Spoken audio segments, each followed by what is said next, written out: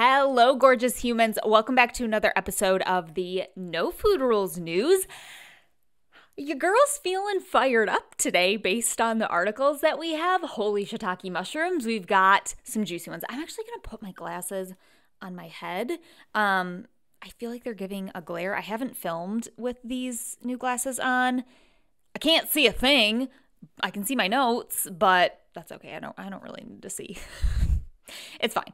Anywho, okay, like I said, we've got some good stories. If you're new here, hello, I'm Colleen, a non-diet dietitian, and these No Food Rules news stories put out every Thursday is where I round up different articles, news topics, anything that have been going around in the past week, and we chat about them. We do about 5 stories each week, and if you're new and this is your first episode, you joined at a good time. So be sure also, if you do like this episode, be sure to hit subscribe, hit the little bell to be notified. These come out every single Thursday. You can go back and listen to previous weeks. All of the information still stands in them. It's nuggets of wisdom still there. The stories are just obviously most timely when you listen to them live. So, welcome if you're new. And if you are a returning watcher of the No Food Rules news, get excited because, like I said, we got some juicy stuff to get into today. I was like, I gotta get to filming this because there's so much to talk about. So we're going to go ahead and get right into it with our first story. The first article is titled, "Wave of American Teens Are Using Laxatives as Budget Ozempic as Part of a TikTok Trend Causing Shortage of Stool Softening Drugs." So it says, teens are using laxatives to feel skinnier, which is contributing to the shortage of laxatives.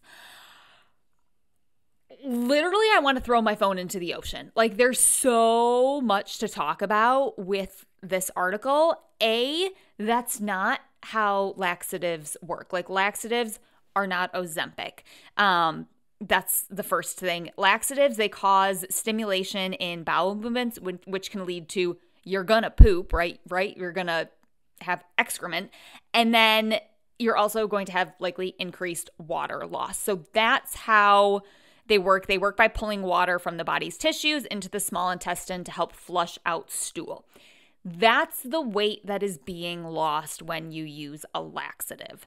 It's not the weight in the sense that it's fat that a lot of people are expecting or wanting to lose.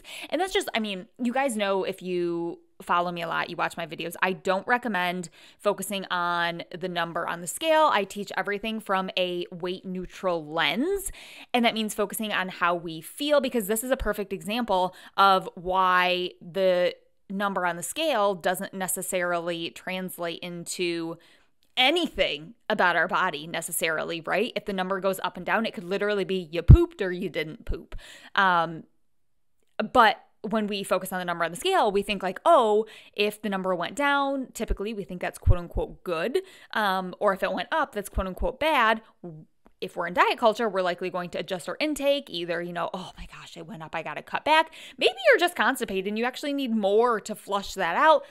So many issues with that. But moral of the story, that's not how laxatives work, and it can cause dehydration and electrolyte imbalance in the short term, and long-term abuse can cause kidney damage and severe digestive issues. So there's a lot that's wrong with this from that point of view, like the actual mechanisms of it. And if you're like, well, Colleen, what's your take on Ozempic? We have gone over Ozempic so many times. Like literally every week, I feel like there's a story about Ozempic. So you can go back and listen to some of the other ones on that. But I do focus on a weight neutral lens and a non-diet approach. I think one of the big issues here, not even about the laxative of it all, is that people, especially teens, are so desperate to find a way to kind of like hop on these diet culture trends. And I do think that TikTok specifically has kind of like created this culture.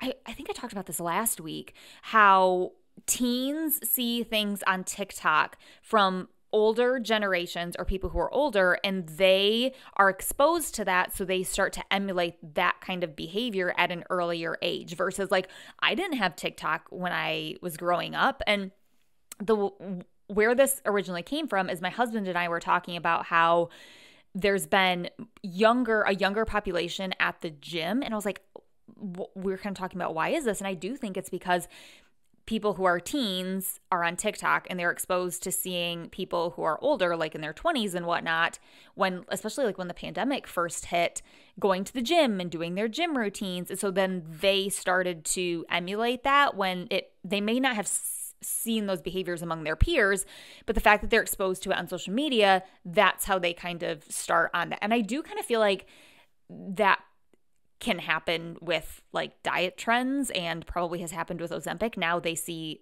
older people who are, getting on the drug and they want to take part in the trend somehow too.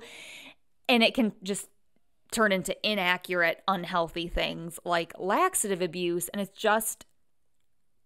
it's heartbreaking, to be completely honest, about to what lengths teens these days go through to hop on certain trends and to feel the pressure to do certain things and look a certain way. So like, as riled up as I got about like, that's not how it works, it also riled me up from it's heartbreaking, especially when a lot of times they're not even fully developed and they're doing these things that can have such detrimental effects. So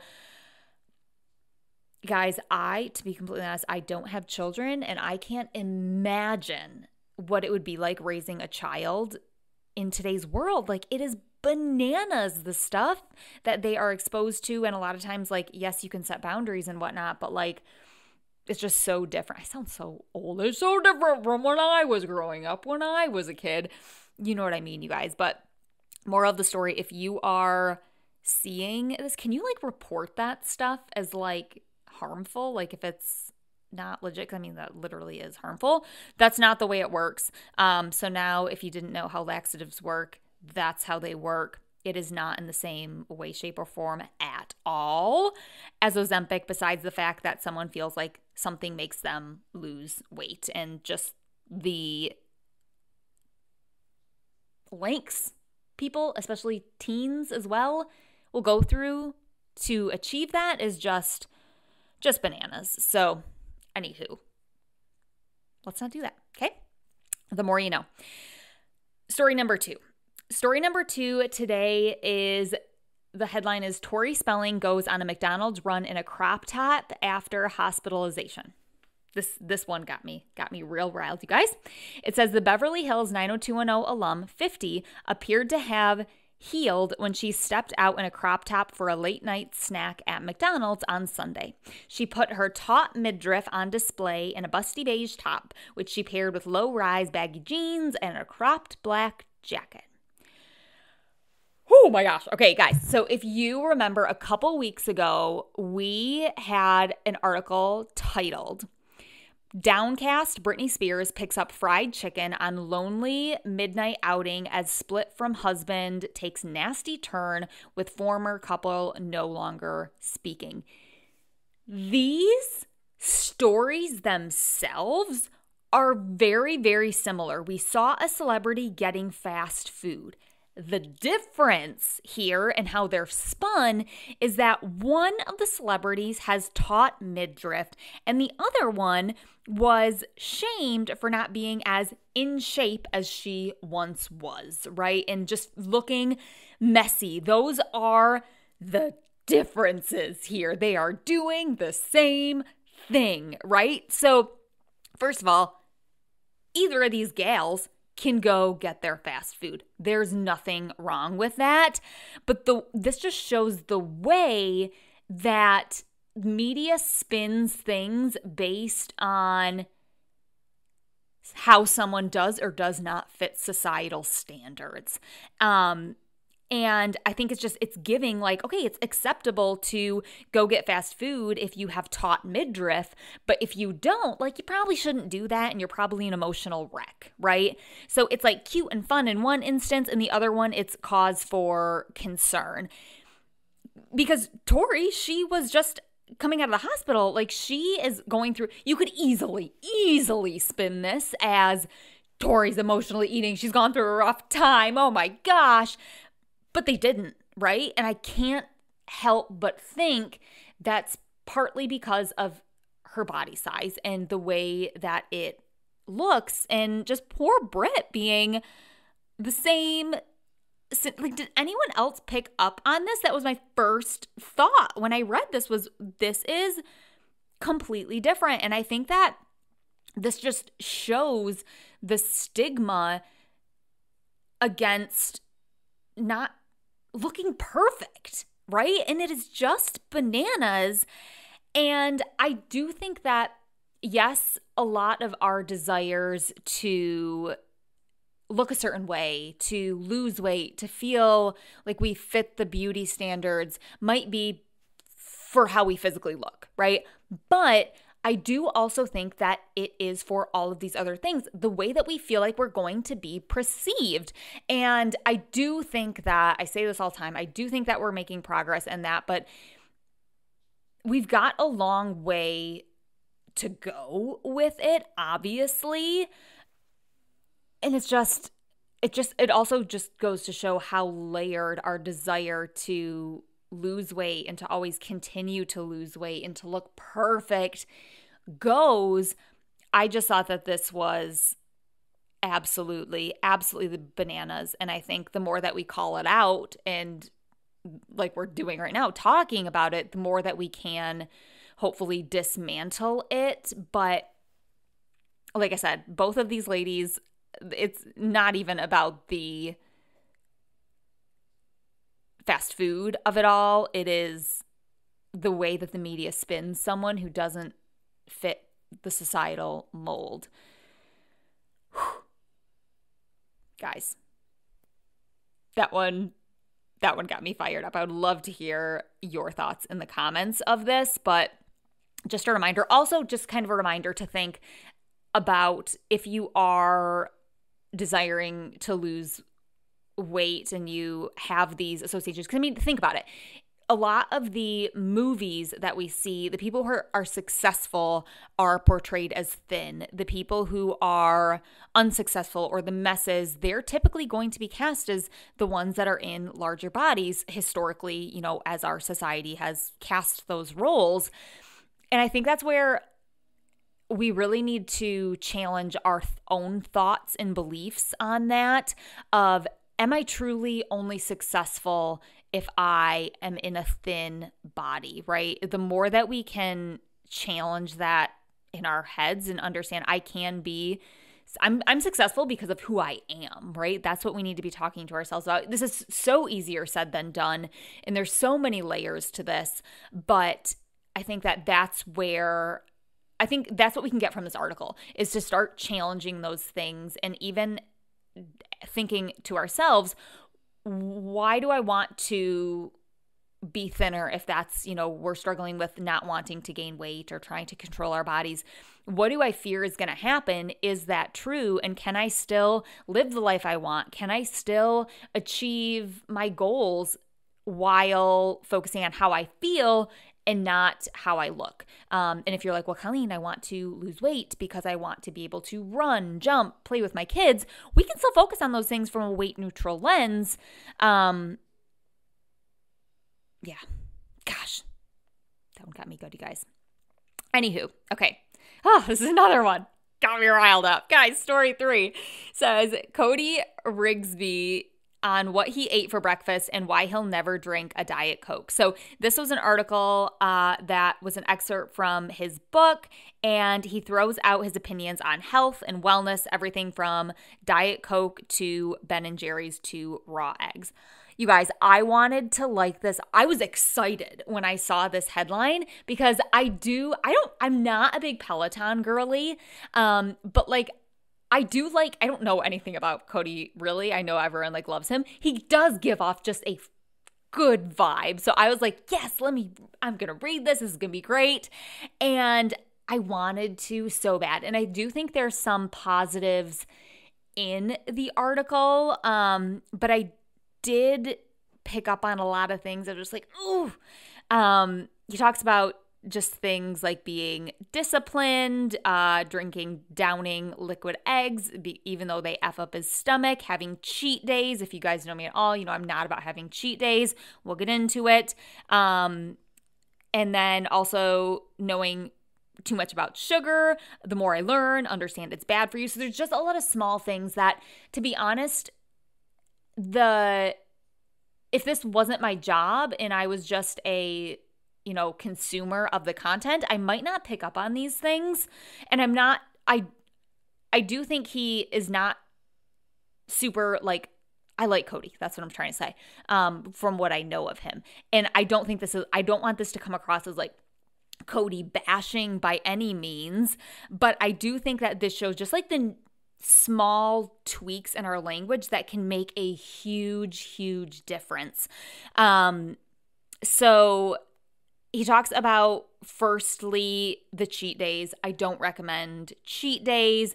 Cheat days. And here's the thing. With this article, I don't think he means like, cheat day, I'm going to go ham. This is like a planned binge. I think he means I don't feel like I have to be, eat a certain way. If I go out to dinner, I'm going to order what I want. That's what I want to believe with this.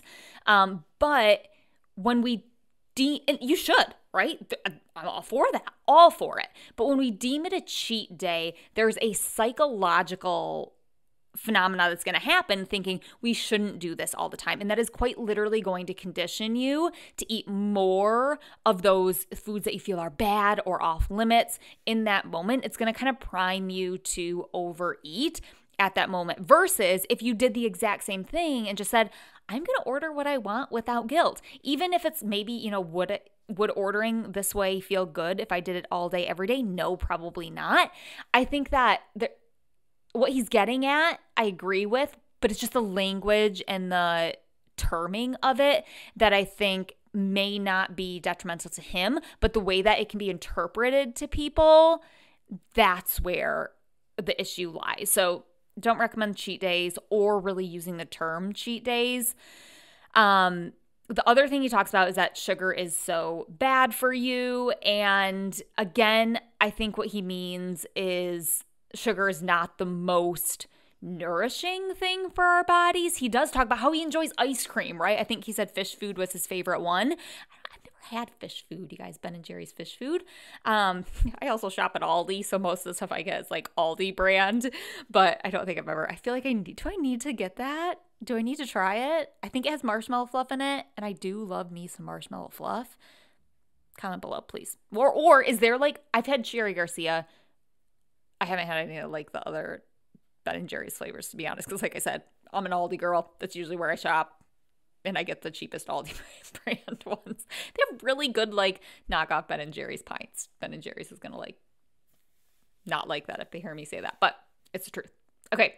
So with the sugar of it all, would eating that all day, every day feel good? But the issue is when we say it's bad for you. And I know this sounds nitpicky, you guys, but the words that we use have such a profound impact, not only on our relationship with food and the psychology behind it, but our behaviors. Again, if we say we can't have a food, we shouldn't, a food is bad, we're going to become like magnetized to that food, right?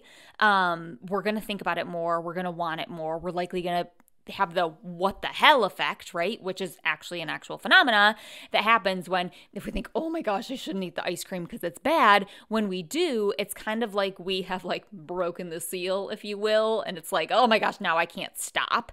And we just keep eating because, well, we blew it. What the hell? Might as well. Might as well. Guys, I'm just getting so fired up I can't even talk. But so yeah, I don't think, do I recommend eating sugar all day, every day? No, probably not. That probably wouldn't feel good, right?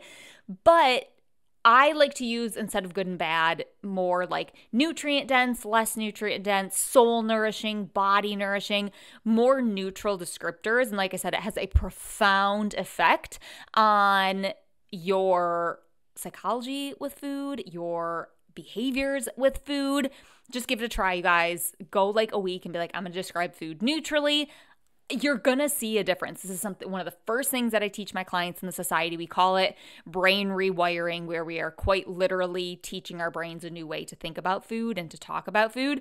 And it has amazing effects. So give it a try.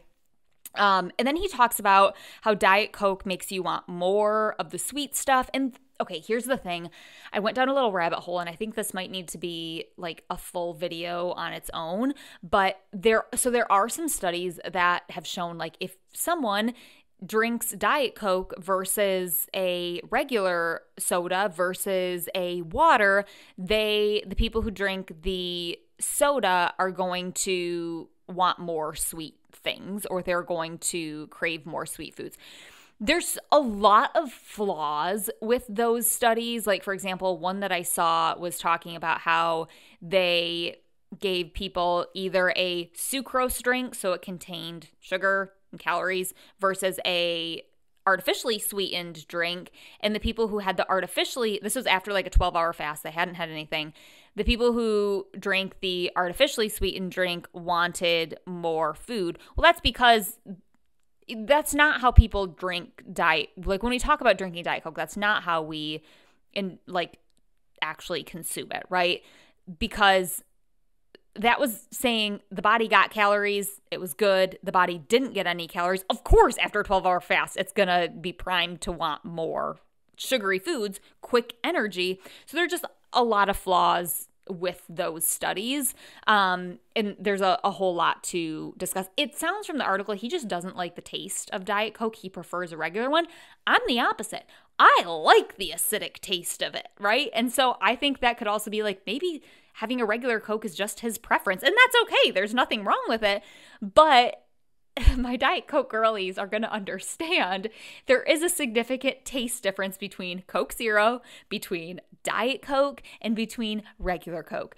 I am all for going with which one you enjoy best. And I know for some people, it's like, no one can actually like the taste of Diet Coke. Yes, I do. I like the bite, which is bananas. But when we think about it, like, why do we like that taste? Is it like leftover? That's how diet culture has primed our taste buds? Maybe. But I think it's still fine to enjoy it. Pick what you want. That's going to be the most satisfying thing. And again, focus on how does it make your body feel. If you're drinking, Diet Coke all day long every day, probably is not going to feel good. I know I do not feel hydrated if I drink too much soda. Or if you're drinking regular, maybe you're like, I just feel like I'm getting these sugar crashes all day. Things to consider. So I don't think that it's get rid of the good and bad languages. Focus on how it makes you feel. And there's a lot of flaws with those studies out there. I do like that he says, I'm so happy to be working in this industry at a time when the conversation has shifted towards becoming the best version of yourself and celebrating what you're capable of rather than how little space you take up. Love that, right? But I think that too, this just kind of shows there's been such a shift from shrinking your body in the wellness industry to like this supreme wellness culture where it's just going from like one obsession with being small to one obsession with eating quote unquote clean. And again, I love his vibes. So this is like also, I'm not even like talking about him here. I think that this is just language that I see all the time. And a lot of people, like I said, at first glance might not see the issues with using some of these languages and descriptors. So I think that hopefully this was helpful in explaining that and getting at what might we want to focus on otherwise, right? Rather than saying, sugar is bad for you, maybe being more mindful of how we consume it. What feels good? For example, real life this week has been a week for me, you guys, like a week. And I noticed I was craving more sweet things in the afternoon. You guys know I always keep a can of chocolate frosting in my fridge. And I was noticing I was gravitating more towards that in the afternoon. And I was like, honestly, this doesn't feel good. Like after a couple days, I was like, I just feel like the afternoon I've been getting like, yes, it gives me a little boost, but I feel like I just crash after it, right? But rather than saying frosting is bad, I shouldn't have that, I was mindful. I was like, you know what? Let me try. I still want something sweet, but let me try maybe some apple and peanut butter or some strawberries and yogurt, right? Something that is going to maybe give me a little more fiber, give me a little bit more staying power, still some sweetness in there, but what's going to make me feel better? That's what we want to focus, guys. And it has a profound effect, not only on the way that you feel, obviously, but also when you do go to consume those foods, you're not going to have that what the hell effect because we've worked through the psychological side of our language. Make sense? Good. Okay. But overall, like I said, I do love Cody's vibes. And if you have gotten here, and I will say if you have not taken, I have a 30-second quiz that will tell you if you have any of these kind of like sneaky red flags. A lot of people think that, okay, avoid sugar. It's bad for you. Don't drink Diet Coke. Those are healthy behaviors.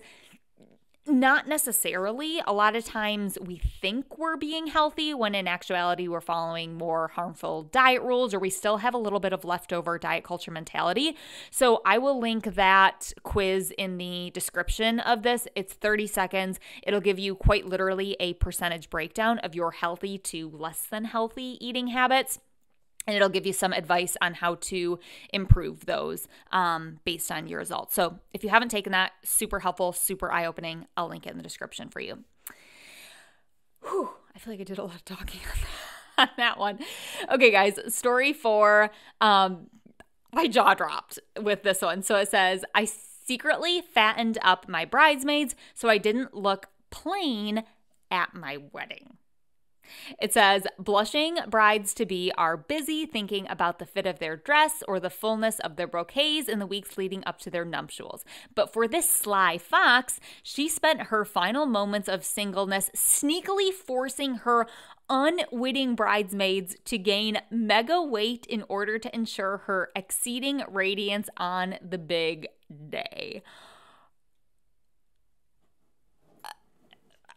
I was like, this is like stuff that I feel like you see or hear about in movies, but it does happen. And also, like, I think that, like, I've compassion, no judgment, right? Like, yes, it's kind of like shocking to read and hear, but I think that this just shows how much pressure brides have. And I was talking to a friend about this the other day, and I'm pretty sure I've mentioned this before, how we always hear about like our moms talking about, oh, I weighed 100 pounds on my wedding day, or I was a stick when I got married. And I think that just sets the precedence or the expectation or the desire for brides to, I should have that too. That should be my story. And then we try to be as thin as possible. And these things kind of start to happen. In the article, she also talks about how there was kind of like jealousy among sisters. I think that's a real concept where, especially within families, like, yes, there's jealousy between females in general, but specifically between sisters, there can be a lot of competitiveness in terms of bodies, in terms of just overall, right? In terms of lives. And I just thought that, so essentially in the article, it says, and she insisted on making them smoothies each day, and she added bulking protein powders to both of her sisters until they were forced to have alterations before the wedding. I also think this is something interesting to note. When I got to the end of the article, it says that the sisters also returned to their normal weights, quote unquote, after the wedding, and she stopped with the smoothie sneaking. And I thought this was interesting because this kind of shows that, like, our bodies, their weight can fluctuate based on circumstances, but they do tend to, the set point weight theory, you guys know I talk about this a lot, settle where they want to be and where they feel best, right? And I thought that was kind of depicted here where she talks about the sisters' weights went back to where they normally were. Now, the article doesn't talk about if the sisters were big dieters or anything like that. So I'm going to assume that they weren't and that their bodies just naturally went back to where they felt. And I just think that this shows our bodies can regulate their own needs, right? If we let them, if we're not force feeding people. Because I do think that is a fear that I hear a lot, especially when we also talk about the set point weight theory. And I have more videos on that that you can watch if you're wanting to learn more. I have a blog post. I'll also link that in the description of this video. But essentially, set point weight theory, our bodies have a weight where they want to be and where they feel best. And that's going to be different for every single person. Just like we all have different shoe sizes, we, can have different set point weights. Just like I'm looking at my dog, he's scratching his ear right now. He's a beagle. He is not going to look like a German Shepherd, right? You can starve a German Shepherd to make him look like my dog Theo, the small beagle, all you want, but it's just not going to happen. And it's not going to be where the German Shepherd is healthiest at, right? So, moral of the story, I was kind of like, okay, this does kind of show that our bodies can regulate themselves. And like I said, I do also think that there is this fear that we talk about how, okay, I need to talk with my hands for this one. We talk about how if we diet, we're going to end up gaining more weight, right? And a lot of people feel like, so if we essentially lose weight, people are like, well, if I lose weight, it's going to cause me to gain weight even more. And I guess moral of the story here is that if you're above your set point weight, which that is very possible, it is possible to lose weight to get to your set point weight. How do we find this weight? We don't focus on weight. And that's the part that trips a lot of people up. In order to find your set point weight, the weight that your body wants to be, whether that's gaining weight, losing weight, maintaining weight, right? If we're being very restrictive, then weight gain might happen. If we are, binging and emotionally eating, when we start to honor our body, we start to do what feels best, we start to eat intuitively with no food rules, weight loss might happen. The tricky part is we have to focus on how we feel and our behaviors, not the weight itself. And that's how we find our set point weight. So I just kind of was like, let's just re-chat about that. So if you have any questions on that, feel free to post it in the comments. But I thought that was a good little tidbit to note. And just like I said, just shocking, but also, I don't know. I would love to hear your guys' stories. If you have any stories about when you were a bride, we went to the courthouse and we had a little courthouse thing. I also never got a big wedding dress or anything, I ordered it online. I did very kind of casual. We did do a ceremony or a reception a couple days later, but even then, I just wore a white dress. I don't know. It wasn't as big of a to-do, I feel as a lot of people have. So if you have any stories of that you'd be willing to share in the comments, I would love to read them. Yeah. Anywho. Okay, story 5. This is our last one for today. I feel like I've been talking for forever. I can't see how long I've been talking for because I don't have my glasses on. I feel like I don't have my glasses on. I'm an old lady. Story 5. This one, hit me. I can relate to it a lot. It says Kelly Osbourne admitted that she went a little too far losing her baby weight 10 months after welcoming son Sidney. So it says Kelly Osbourne went too far. The 38-year-old former fashion police star who has a 10-month-old Sidney with partner Sid Wilson went on a mission to shed the pounds she gained during pregnancy, but admitted that she got carried away and lost more than she intended to. So it says Kelly first started her weight loss when she received gastric sleeve in 2020. Then, after giving birth to her son, she went on a mission to lose the baby weight. She said, well, I lost all the baby weight. Let's see how far I can go with it. And this hit me because when I was just trying to lose weight, it wasn't even about my body. I am a hyper competitive person and I have an addictive personality. And for me, I saw it as a competition with myself. I'm also a type 3 Enneagram. I'm very competitive, and it's not even with other people, it's with myself. So for me, it just turned into a game.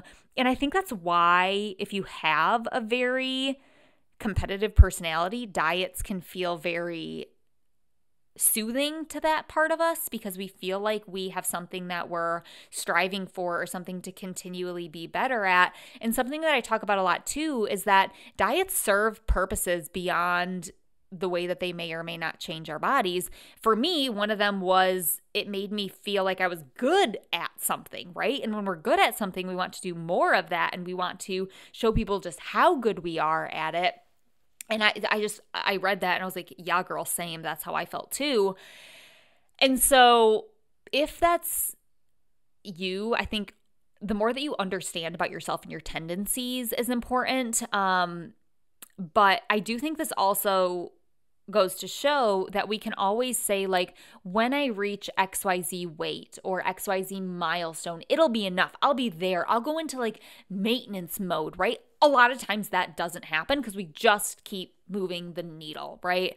And that's why focusing on how we feel, I know I've said that a million times in this episode, but that's what we want to focus on, not the number, not this competitiveness, how we feel, right? And that's where we're going to get to this place where our behaviors allow that, and we don't have to micromanage anything, and it just feels good, and we can just live. We can just be like, oh my gosh, that feels so freaking good, you guys. So that was our last story for today. If you are new, I hope you enjoyed this episode. Like I said, be sure to subscribe. These come out every Thursday. I would love to hear your thoughts on any of these articles. Feel free to drop a comment below.